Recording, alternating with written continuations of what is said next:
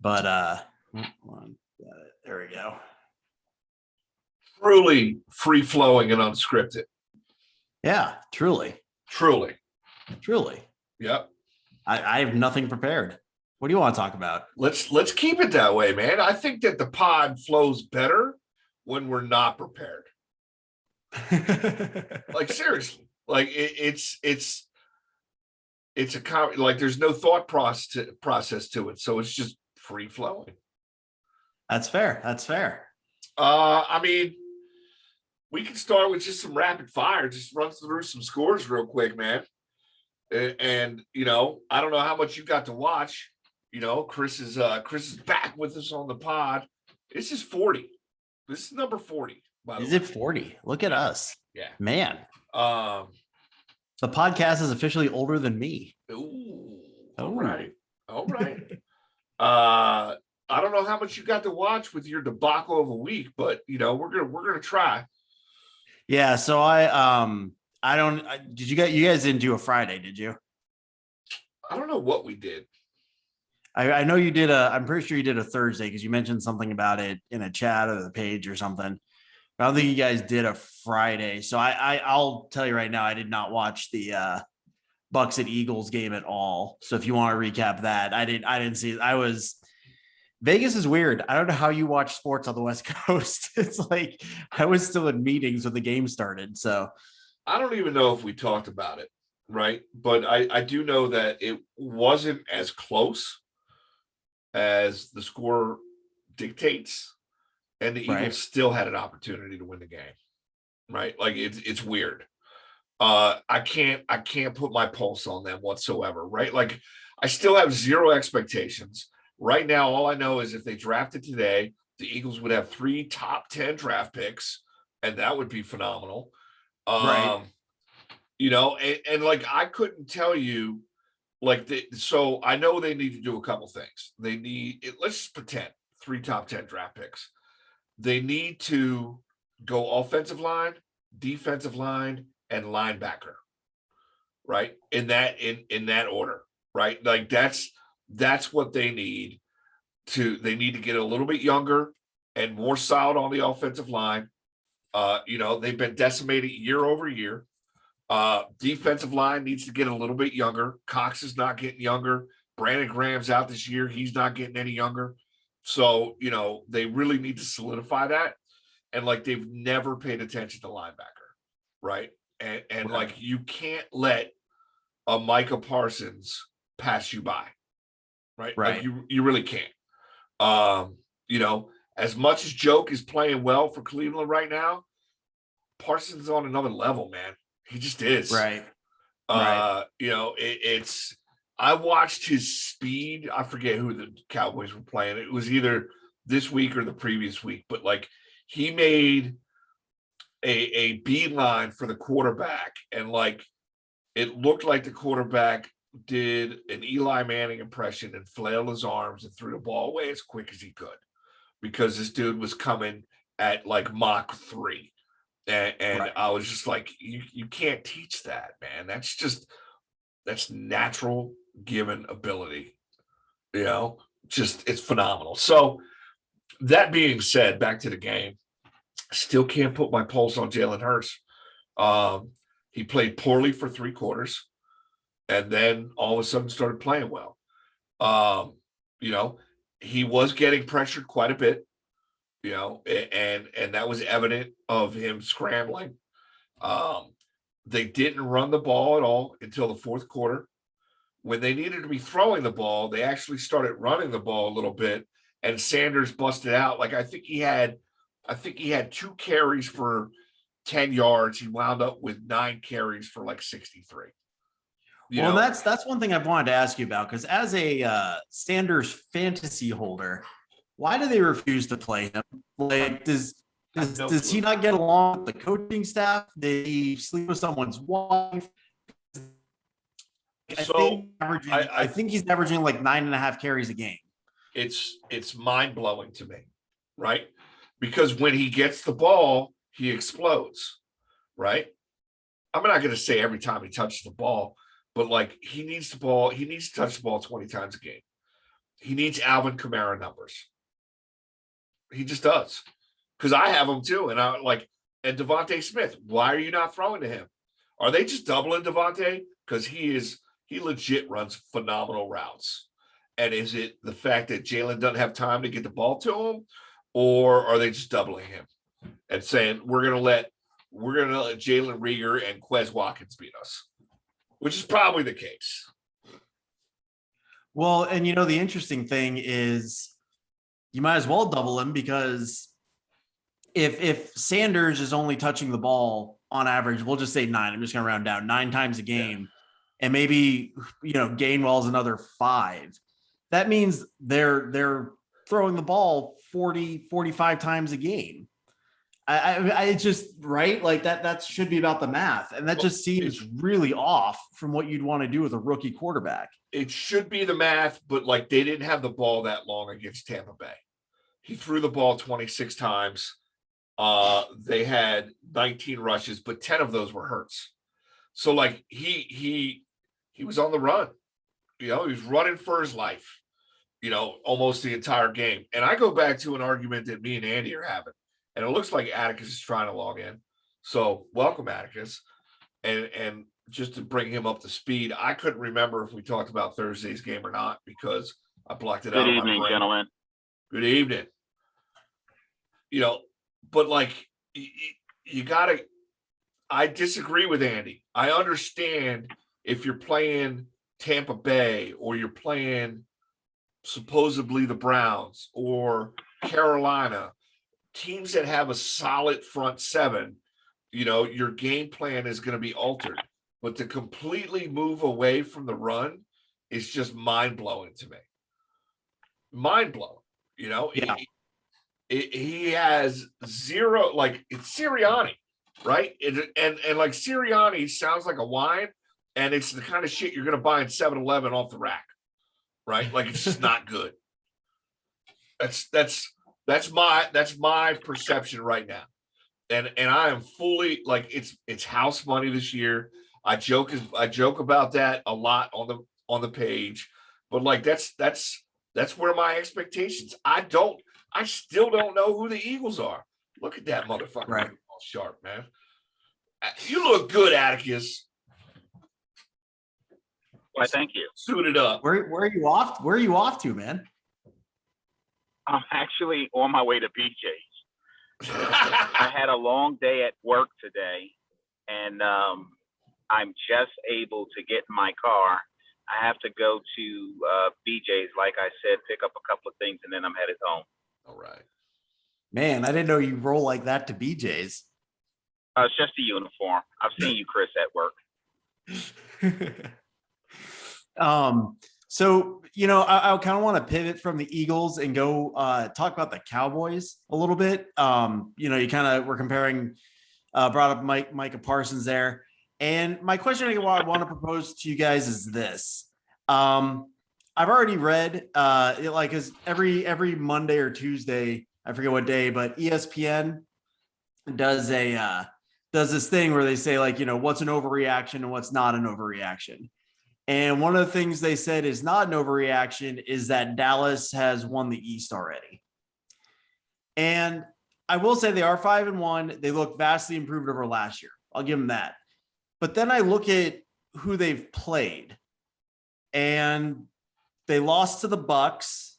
They beat the Chargers in what was a really weirdly officiated game. And other than that, they haven't beaten a team over 500. Well, I guess the Panthers might have been when they played them. Panthers were undefeated when they played them, I think. Were they? Yeah.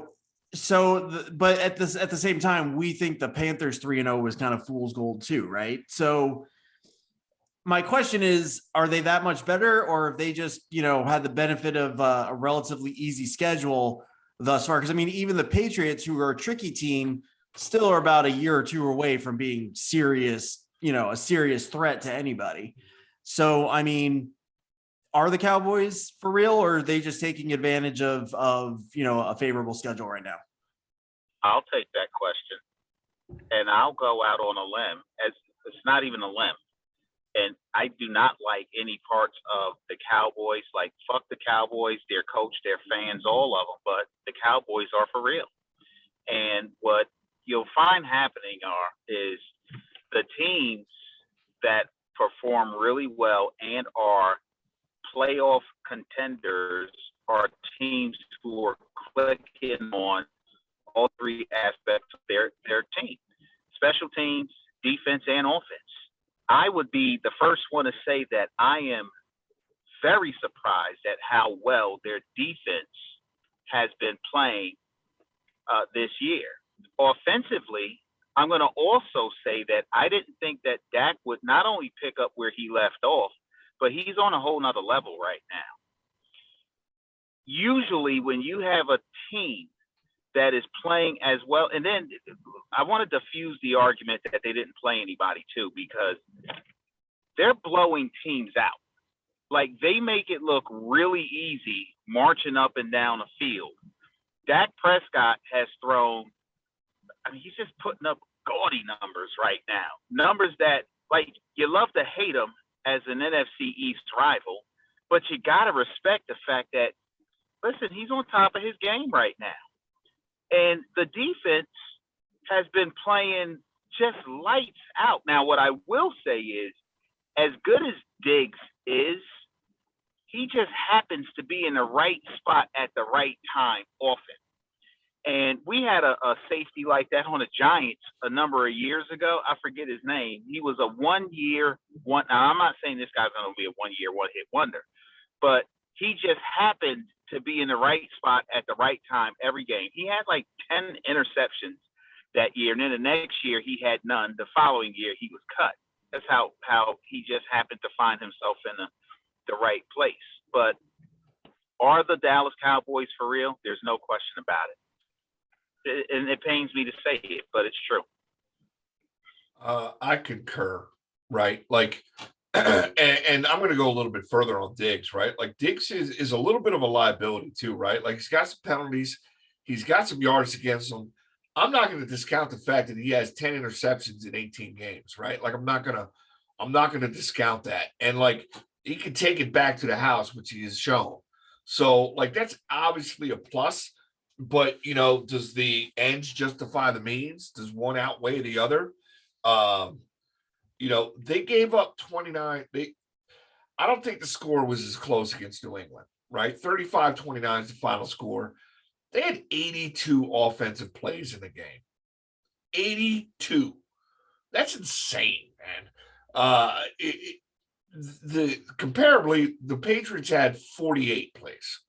So they had nearly double the amount of offensive plays. And like, that's just a recipe for disaster for any team, you know. And this week it was 51 passes, 31 rushes. Next week it might be 50 rushes total for 30 passes. And they can do it both ways. And their defense is adequate enough that they can keep up. Now, do I put them in the Super Bowl? Probably not. They got the division locked down. I think once they get to the playoffs, you got to contend with the Rams defense and Tampa Bay's defense. And like, I don't know come playoff time if their defense is good enough to compete at that level. We'll see. But I just don't see it. Well, I do think there's a good indicator will be they have 3 straight games. One is at the Chiefs, home for the Raiders, and then at the Saints. And that's really the meat of their schedule, because outside of that, they play the East again, and they have a game at home versus the Cardinals. At the Vikings is no picnic. That's their next game. They got a bye week, so you know, I'll give it to them coming off a bye week. But at Minnesota is not a picnic. And one thing that we've not talked about that a lot of teams have been affected by, Chris's Browns included, the Dallas Cowboys have been relatively healthy overall. No key players have gone down for their team offensively or defensively. So they're able to still use the entire complement of their playbook and the ball control factor that Mike always talks about with running the ball, they're able to do that with ease. I would dare say, and I said before, they've been blowing teams out. If it weren't for their own mistakes and their own miscues, it would be even worse too. Well, there you have it, folks. 2 NFC East fans pulling for the Cowboys. We're not pulling let's for them. rephrase them. that, Chris. I'm Go kidding. fuck I'm yourself. kidding. No, I'm just-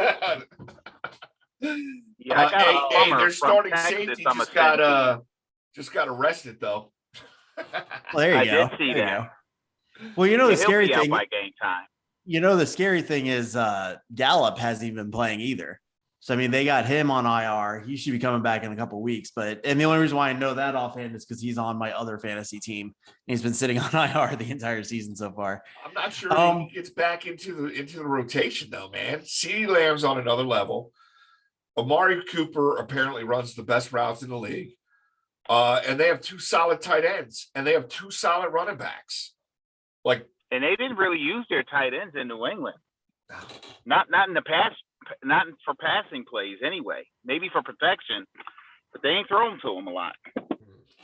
Which is weird because that's like Bill Belichick's thing is, you always draft the tight end. One of the other games I wanted to kind of touch on was the Chargers getting waxed by the Ravens, 34-6.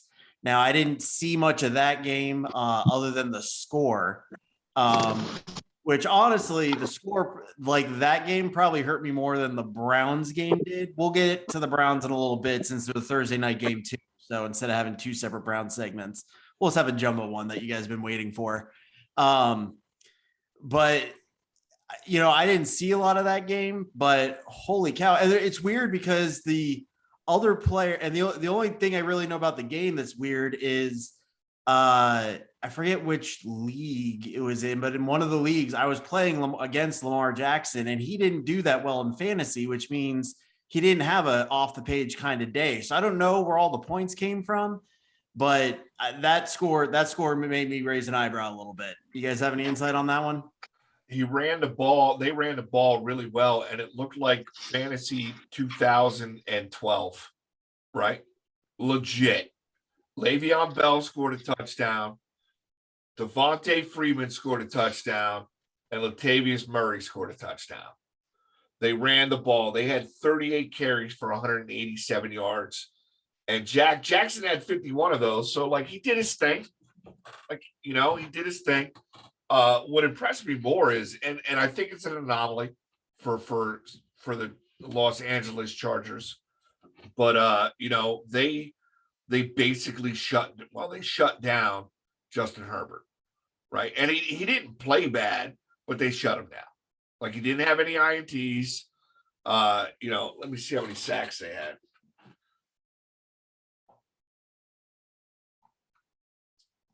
Two sacks. So they weren't getting, they just limited his yards. He looks like he only threw for 195, which, props to them. Cause I think, I've said a couple times that I think when we think of the Ravens defense, we kind of tend to give them credit for more what happened, in the Ray Lewis years than maybe what they are today, but holding the Chargers offense to only 6 points. I don't know if I'm ready to, claim that, if it's just one game, but that's pretty impressive no matter when you can do it. So I will give them props for that. The league figuring out Lamar Jackson seems way overblown. They're 5-1 and, they're dealing with some injuries too. So they're obviously the clear favorites in the North right now. And, I don't know if we'll see what they can do once they get to the playoffs, because that seems to be their kryptonite for whatever reason.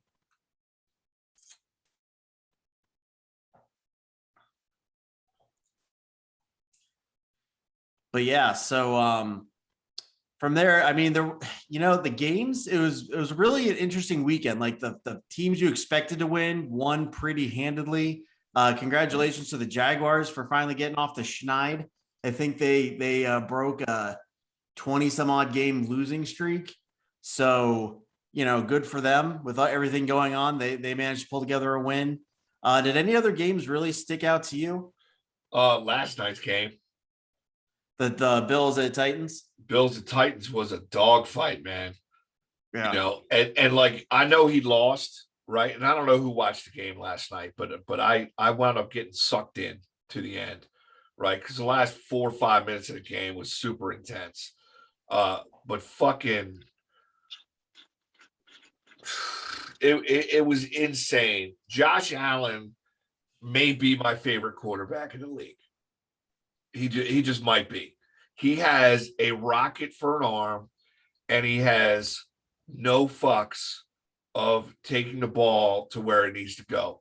Like he snuck. He snuck. They had 4th and 1 for a first down, basically at the goal line. So they still could have gotten a first down and had four tries to crack it in for the win.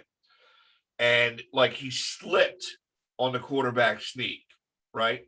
But the play before that, he scrambled, dove for the pylon, came up short. His shoulders hit out of bounds. I still think they got a bad spot, right? But like they marked him short. Dude is fearless. Like you really don't want your quarterback doing that kind of thing. And I know the lost the game, and Derrick Henry is still a fucking monster. That dude, and he doesn't look like he's slowing down. So I'm wrong there. Like I thought he was gonna have a down year. It's not this year, but he took some hits, man. Buffalo's got a defense, man. And Tennessee has they have Derrick Henry. So it was a really good ball game. I'd love to see those two teams play each other again in the playoffs. I think it would be highly entertaining. The only other game I would talk about is the Chiefs Redskins. Or the Steelers game last Monday night. That was a good one too. Yeah. Take it away. Which game? You mean Sunday night? Sunday Was night. it Sunday night? Yeah, Sunday night. It was a Sunday night game. Yeah. Yeah, Sunday night game. I thought that was a pretty damn good game, actually. I mean, you had to watch. It went into overtime. It was pretty good. Yeah. I think that game from just a fan of football, the game was good. If I'm the Steelers, I'm a little concerned.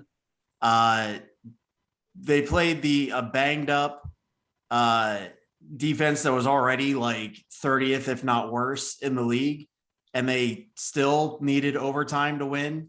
They still didn't, they didn't put up. They put up what in regulation? They put up 20 in regulation. The quarterback on the other side was Geno Smith, who I think hadn't played in like 4 years or something started. Obviously he's been in the league, but he hasn't started a game in 4 years. I don't know. Good for the Steelers. Are 3-3. It's a little bit better than I thought they'd be at this point. I had them like 2-4 personally. So, because I had them losing to the Bills, but they're 3-3. I still don't know what to make of them in a lot of ways. I think the Bengals are better than them right now. They are. I think Their record says that. Well, but I mean, overall, I just think by the end of the season, I think the Bengals will finish ahead of the Steelers in the rankings. Oh, I don't disagree, but that was a dogfight. And listen, the Seahawks defense, as banged up as they are, they played very well that night. I mean, you could say that the Steelers offense is a shadow of what it used to be, but you can also look at that game and just see it was a highly competitive game with two teams who were trying desperately to get a win. And then JJ Watt is just an unbelievable specimen. The guy got paid, and he went out there and he showed them that not only did he deserve every penny that they gave him, but if they gave him a little bonus, nobody'd be mad at him. What a game that guy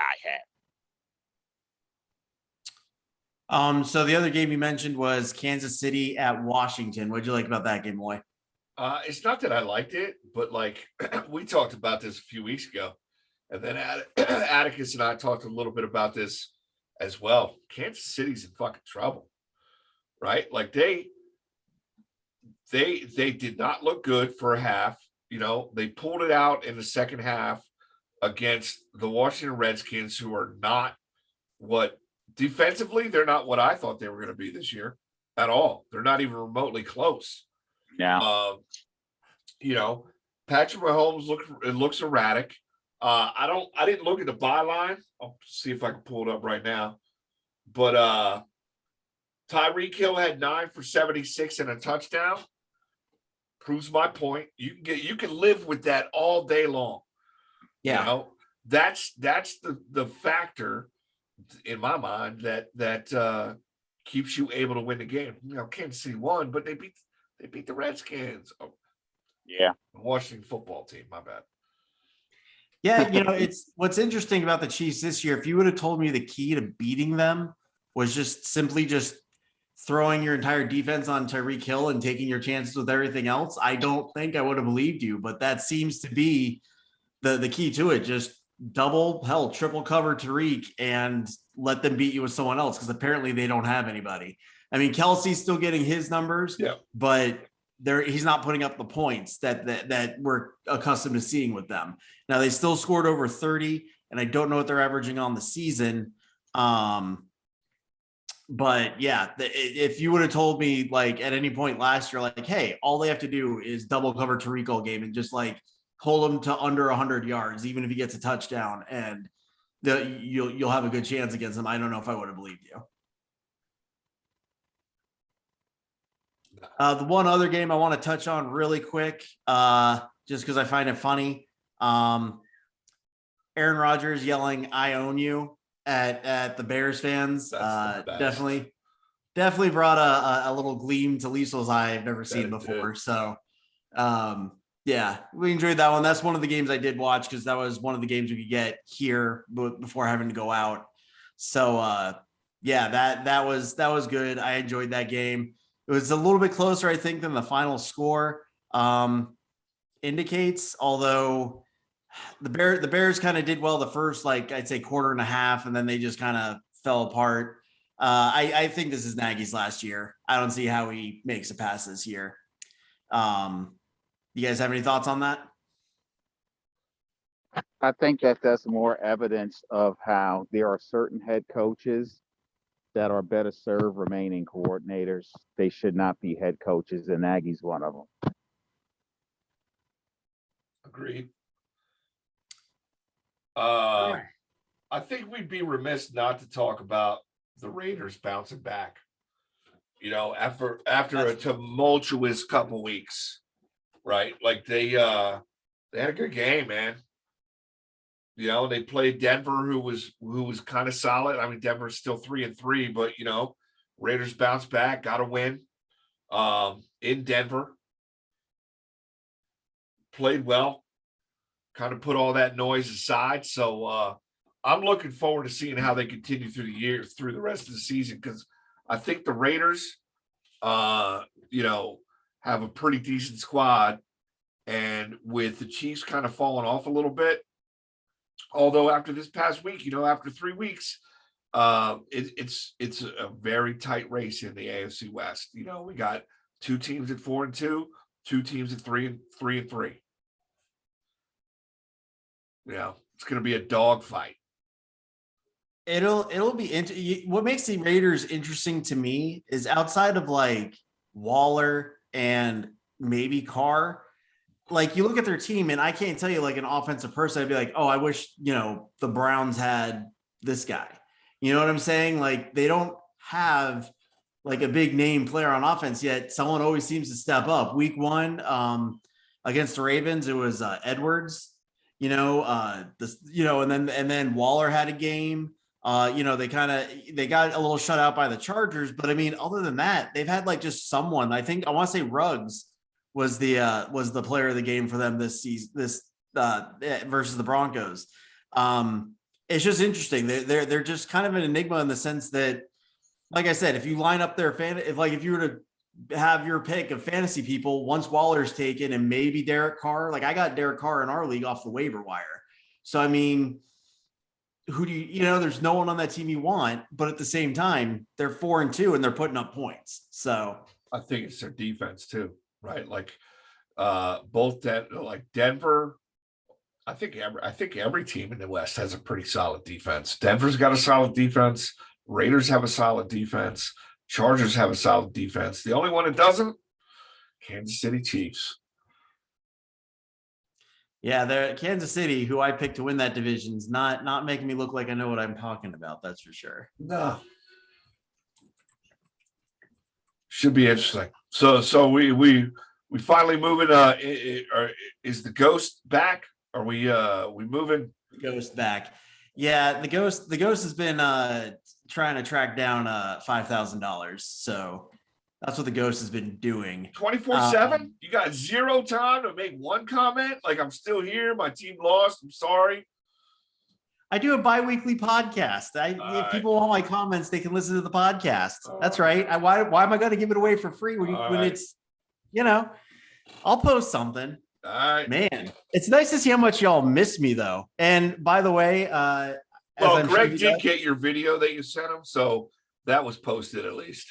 Yeah, I saw that. And then Chad, you need to learn how to tag me, bro. Like if you want me to respond to things, you have to learn how to tag so I know I'm being so I know that I'm being mentioned instead of having to like happen to catch it as I'm scrolling through. Anyway, so the Browns. Yeah, that game was not great. So the one thing I will say about the Browns, as long as I've been a fan of the Browns, I've never seen an injury season like this. As of right now, of our 22 starters, 19 of them are either on IR or have an injury designation. Not making an excuse for that. I'm just saying I've never seen this level of injury before on the Browns or I mean, I know the Eagles get kind of beat up, have been kind of beat up the past couple of years. I don't know if it's been this bad for them. It might be. I mean, I typically don't pay attention to the injury reports for other teams unless we're playing them, but that's unworldly. Like that's weird how many people are injured. That being said, well, Chubb is COVID though, right? No, Chubb's a calf injury. He got injured during the Chargers game. Okay. And the other one has a calf injury too? Hunt had he was already banged up. And then he just had a non-contact hamstring injury. So he's out 4 to 6. Joke is out 6 to 8, I think. We're missing, I want to say our 2 tackles are gone, plus one of the guards is playing hurt. I mean, it's everywhere. Baker Mayfield's got a torn labrum or whatever in his arm. Landry's been out. OBJ was injured, then got better, then dislocated his shoulder in the last game. Still finished. For what it's worth, that last game was the best connection game between Baker Mayfield and OBJ. I think they went 6 to 7 for 80 yards or something like that. But anyway, but yeah, no, I mean, my main thing is I don't know what Joe Woods is trying to do with this defense. And I did say I know they were ranked as high as 2 in overall defense a couple years ago, but I said, well, let's see what happens when they play an actual offense. Cause that was after the Texans. We did shut down the Vikings pretty well, but who was the other team we played? There's another not really great offensive team in there. So, I mean, that's, so I was a little concerned, and then we've given up, we gave up 40 something to the Chargers and then now 37 to the Cardinals. Yeah, I mean, Joe Woods, he needs to figure something out because I'm going to let, what's his face, Hopkins run free across the field every other play is not a defensive scheme. I don't care what he's trying to do. That was my big thing. I was more angry at the defense because with the offense, I mean, again, I know everyone gets injured and stuff like that, but when literally you're basically starting your second string offense, and the players that aren't second string are like injured, it's, you're going to be somewhat limited. Like you kind of touched on earlier, it's going to limit the playbook, what you're willing to do, what you're willing to try. So it is what it is. The Cardinals are good. They're real good. I don't know if they're not going to go undefeated all year, but they're definitely a force. And I was thinking, it was still the Rams division to lose this year, but yeah, they're obviously one of the surprise teams right now. Maybe not as big a surprise as like other teams, but they got something cooking out there. We just didn't have any answers all game. And yeah, that's really all there is to that. The one thing I will say is they got bailed out on one roughing the passer call where our defensive guy like basically pushed Kyler Murray and got a 15-yard personal for it. But other than that, what are you gonna do? So did you watch the game at all? You got any thoughts on it? I mean, I watched a little bit of the game. I think you guys are in trouble. That's the bottom line to this. And like on the page, I'm going to absolutely say if you ever mention injuries, I'm going to call it an excuse. That's just the way it's going to go down, right? But the reality is, been there, right? Atticus has been there. I've been there. Like, when you are decimated by injuries, there's not much you can do about that, and when you put it into perspective that I forget the number you said, 19 out of 22 season starters are either out or have been designated with an injury. That's very, very hard to overcome, right? You talked a little bit about your defense. I look at scoring, you're 23rd, right? So you might have the number 6 rushing defense and you might have the number 11 passing defense, but scoring defense, you're 23rd. That's not good, right? So you're giving up points. Did you freeze? You froze for sure, though, and you're a little wonky. And he's gone. So let's run it in on the Cleveland Browns real quick, Atticus. We can. He's But coming back. injuries is a huge part of what's going on in the league right now. It's just bad. There you go. But you're right. I agree. In a group, you'll go in on a person. You got to, right? But the reality is when it happens, everything changes for your team. Yeah. It just does. Unless you're the 17 Eagles and you get people from the supermarket who play like perennial all-stars. With a backup quarterback. Yeah. Just that shit just doesn't happen, right? Like it doesn't happen. Where you got second and third stringers starting in the Super Bowl and some fourth and fifth stringers starting in the Super Bowl and you win. Yeah. It's against the Patriots, no less. Yeah. That Tom Brady led Patriots. That doesn't happen, right? So, I like the Ernest Johnson. I like him. I think the kid's got some moves. He's got a little moxie, but he's not Chubb, and he's not Hunt, and he's not Hunt. The I think what hurts the most about being 3-3 right now is we're like, I'd say 4 plays away from entering that last game at 5-0. And if we're 5-1 after that loss, it's a completely different outlook. And I think that's what kind of bothers me more than like how that game went. Because every team, the Chargers had a week like that too. It happens no matter who you are, right? But the fact that, did I freeze again? Because you guys are frozen on my screen. Yes, you froze. I can hear you though. Yeah, I hear me. All right, I'll keep talking until I get kicked off. I think the thing that bothers me the most, like I said, is it feels like we're like a handful of plays from only being 5-1. That we were like, when I was watching the game, I told Liesel, like when it was like 20-0, I was like, yeah, we're not going to win this game. Even before that, I kind of said it. But actually, after there was one series where the Cardinals started on their 11, got 50 yards of offense, and scored a touchdown because the Browns somehow got 40 yards worth of penalties called on them that game or that drive. So that's kind of was like, yeah, I don't see this happening today. Yeah, man, that's just it. It sucks that one hurt. And like I said, I think the fact that we're a handful of plays from not being 3-3 and still being 5-1, like bothers me more than that game in and of itself.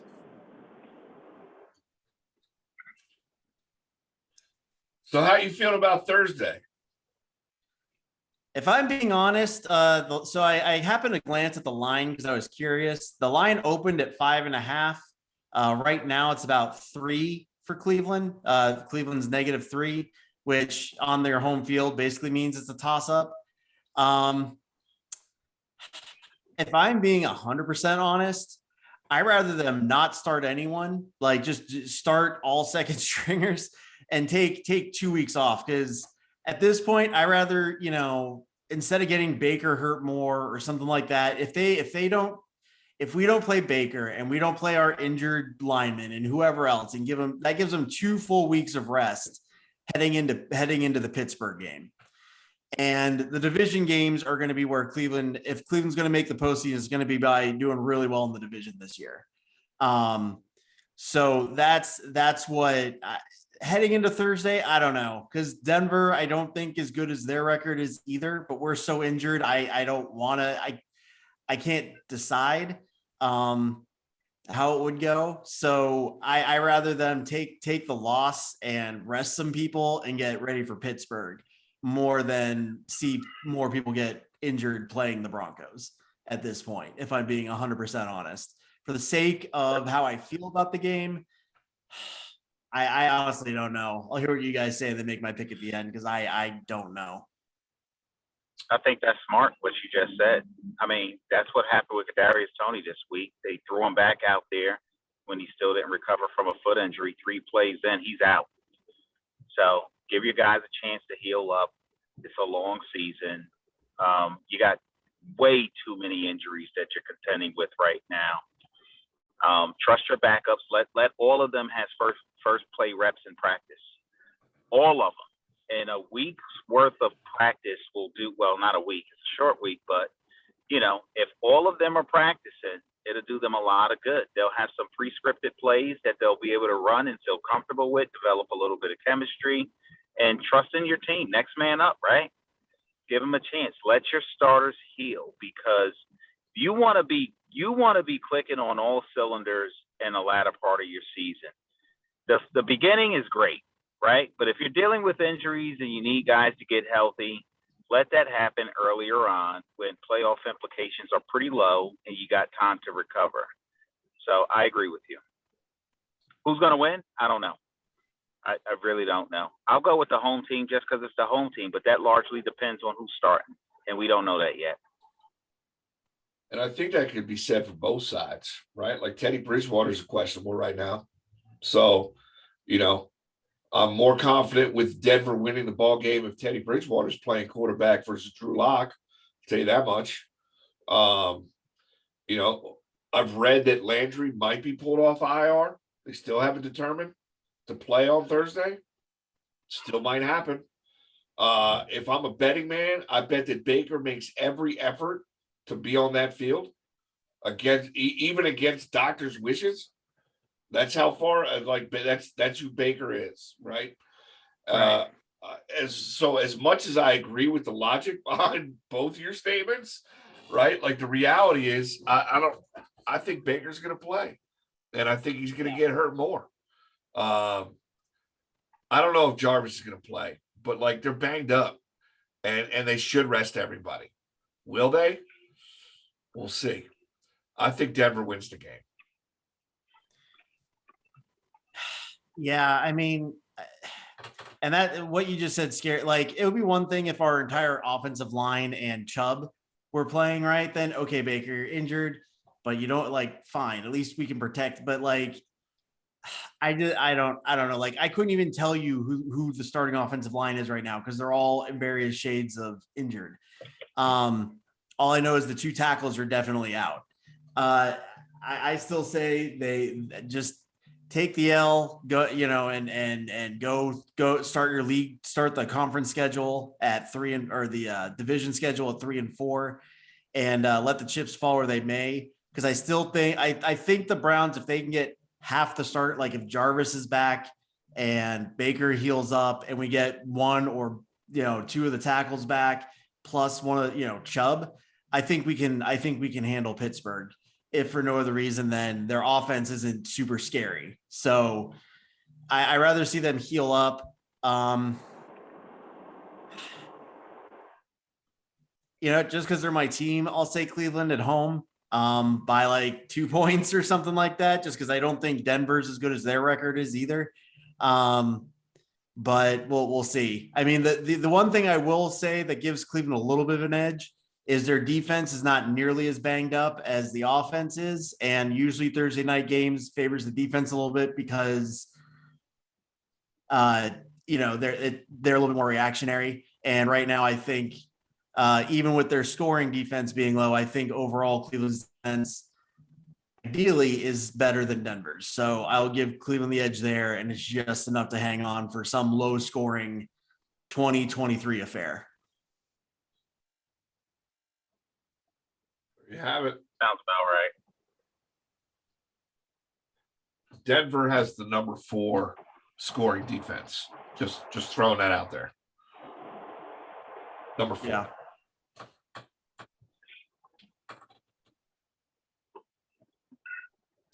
They have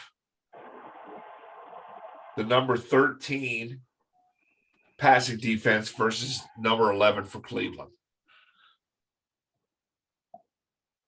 They have the number 4 rushing defense versus number 6 for Cleveland. So defensively, they're a lot closer than you think. I think Denver's strong point is their defense. So, it's Thursday night. Who knows? It could be a 10-7 ball game. It could be a 35-40 ball game. Who knows? I just throwing for 45 points. I like it. Yeah, man, it's just rough. I don't know if you guys can see the shirt I'm wearing, but it's my Cleveland There's Always Next Year shirt. Already ready. Yeah, it just sucks, man. It just already ready. You got in the basement and you pulled that out, man. I see it. I got a question for you guys. Yeah. Aikman and Buck or Michaels and Collinsworth? Prefer or disdain? You got to pick one that you prefer to hear over the other. I might be odd man out here, but I'm going with Collinsworth and Michaels. You're not odd man. Shit, Collinsworth and Michaels are far better than Buck and Aikman all day, as far as I'm concerned. Aikman used to not irritate me until this last Dallas game that I heard him calling, and he got very homerish, and I can't stand that. Can't stand it. And Buck just annoys the fuck out of me. Yeah. Speaking of announcers, what's going on with Tony Romo? He's just been cringeworthy. Like just some of the things, it's just like he's going off. It's almost like he's showing like drunk and or maybe slightly high on edibles and just talking about stuff because his sentences don't even seem to like connect. Like I don't know. Like there's this thing in the game he was at, and it was something where cancer patients were brought down and they were given like a massage. You're talking about like, oh, I could go for a massage. It's like, dude, what? Like, I don't know. Tony Romo, he had the thing for like a season where he was predicting plays, and I don't know if they told him to stop doing that because he doesn't really do that anymore. But yeah, they need to bring that back and lose whatever's going on because he's just gotten real cringeworthy the last couple of weeks. I hadn't really noticed that, to be honest with you. But I'll pay attention for sure. He's gone again. Oh wow. I'll wait for him before we Look at wrap his it up. Wi-Fi. He needs a new service provider. Yeah. So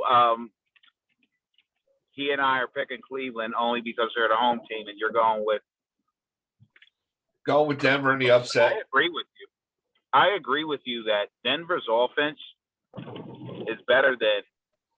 I mean, their defense is better than their offense, and I think even when they're all healthy, that stands true. Even because right now you could say with the banged up Teddy Bridgewater, that's the case. But I think that even prior to, and this is not a knock on Teddy at all.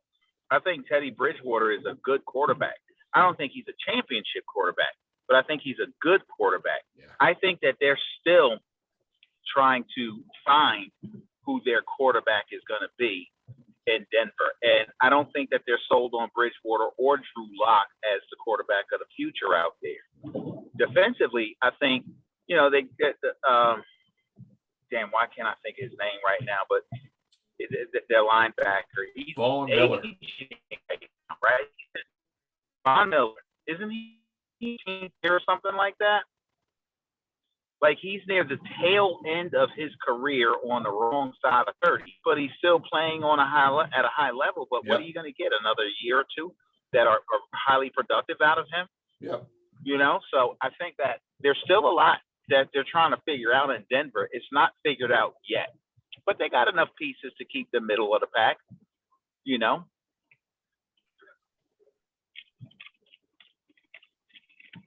I agree. And like I think they're fine with Teddy Bridgewater until they find that quarterback, though. Like Drew Lock, no, we needed somebody else. And who knows who that quarterback's going to be? Bridgewater is a bridge. Yeah, and that's what it is. To continue to sell tickets, to continue for their merchandising, and to continue to be competitive. It's the balance that the NFL requires that they want to have for NFL teams. So I think they're doing a good job of keeping them in a conversation, but they won't be in the conversation when all is said and done with what they're working with. What were you guys talking about with Sirianni that I missed? I was coming on. Sirianni sounds like a wine, and it's the kind of wine you buy in 7-Eleven. It's just not that good. Oh. I don't understand what he's doing, man. Like they had 19 rushes in the ball game. 10 of those were Jalen Hurts running for his life because their offensive line is banged up. Maybe not all 10. He was running for his life, right? Like there were a couple draw plays in there, quarterback runs, whatever. But the other 9 were Miles Sanders. He had 2 through 3 quarters. His average was like over 6 yards a carry, wasn't it? Yes. Yeah. Mm-hmm. They finally gave him the ball in the fourth quarter, which I didn't even understand that. But it just, I'd love to have Andy's take on this because him and I are on the opposite side of running the ball and establishing the run versus game planning for specific defenses and abandoning the run because that's the way I take it from him, right? Like I think you cannot abandon the run regardless who you're playing defensively, right? That's just my opinion. But what Sirianni's doing makes absolutely no sense to me. I still don't know who Jalen Hurts is, and I don't know it unless they have a miraculous health craze and everybody gets healthy all of a sudden. Lane's in a better place. He comes back and solidifies the right side of that line. Who knows, right? Like we're not really gonna know. And it's a wickedly bad place to be because if they drafted today, they got 3 first-round draft picks, 3 top 10 draft picks. And it would be much cooler not to have to draft a quarterback and go offensive and defensive line and linebacker. All top 10 picks. Like you are making a movement at that point. I like Hurts. I think he can be the guy. I just, and then I don't know what to do with Devontae Smith either. Like he must just be getting double teamed all the time. I have no idea. No clue whatsoever. Did you bring up or talk about the fact that Zach Ertz is no longer an Eagle? No, and and I'm not as upset and tissue boxed as some other Eagle fans, right? Like, thanks for the ride, solid dude. We have another solid tight end. Good for him. I think you're gonna Arizona. Watch out for Arizona. Arizona's, I think, is the one, not the one team. NFC is going to be a dogfight in the playoffs, man. If everybody keeps playing the way they're playing, Arizona's set up to win. Tampa Bay's set up to win. The Rams are set up to win. Who else? Dallas is set up to win, right? Like, I think that's your top four. And I think that's the top four right now in the league. Exciting. It's insane. Chris lost all internet, apparently. And I'm losing you. You're going into a dead zone. Yeah, I'm here. I can hear you. But that was that one spot that I drive through, but yeah, I should be good now. All right. I'm actually pulling up to my house in a moment, so my Wi-Fi will kick on. We're about wrapping up at this point, I guess, anyway, but yeah. I think we just lost Chris altogether this time. Yeah, he lost all internet, apparently. Is there a hurricane or something going on down there? Or? Not that I saw. Sounded like there was. Yeah. All right. Well, this is probably as good a spot as any to wrap it up, I suppose. All right, my man. Yeah, always good to see you, Mike. Always good to see you. Yep. So we'll pick this back up, I'm guessing, on Friday. Yeah. All right, bro. Enjoy the game. We'll all right, talk man. soon. You too. All right. Peace. Peace.